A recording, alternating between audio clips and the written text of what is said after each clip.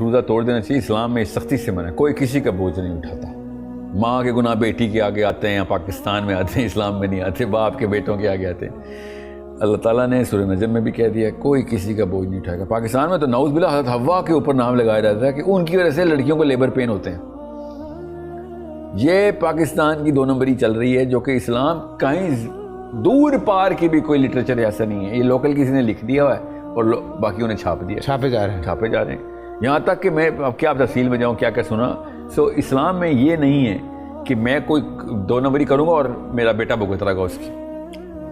ٹھیک ہے, یہ تو ویسے ہی کامن سینس کے ٹریڈ کے خلاف ہے. تو اللہ تعالیٰ اس ناانصافی کریں گے. فائدے البتہ دے سکتے ہیں اللہ تعالیٰ, یہ اللہ کی حیا ہے. جو میرے اعمال کا فائدہ میرے بچوں کو ہو رہا ہوگا, مگر میرے اعمال کا گناہ نہیں ہو رہا ہوگا. نقصان وہ اٹھائیں گے, آف کورس اٹھائیں گے, مگر گناہ نہیں ہوگا.